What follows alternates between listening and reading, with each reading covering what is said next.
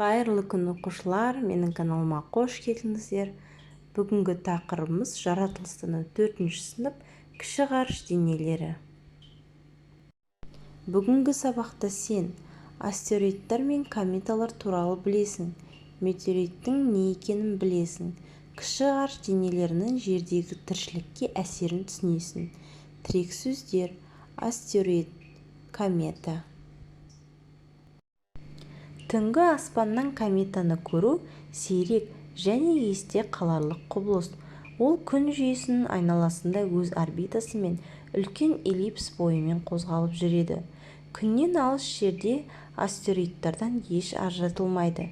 Бірақ күнге жақындаған сайын мұзды еріп булана бастайды да ядроның жанында газ тозаңды бұлт пайда болады. Оны кома дейді. Онан кейін күн сәулесіне шағылысып құйрығы жарқырайды.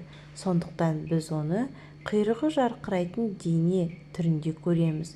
Кометаның құйрығы үнемі оның артынан ілесіп жүрмейді.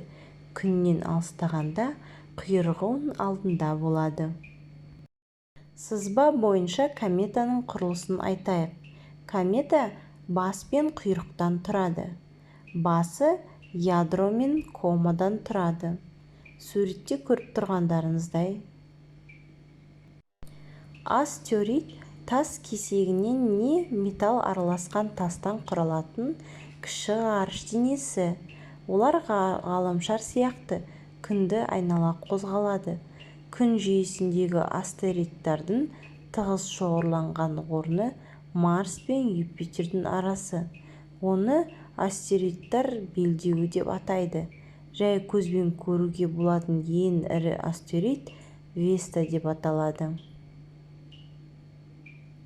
Диаметрі 10 километрден асатын астероидпен соқтығысу жер үшін қауіпті.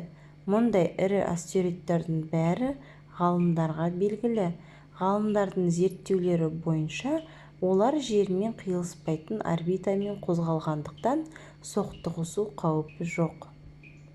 Осымен сабағымыз аяқталды. Назарларыңызға рахмет. Сау болыңыздар.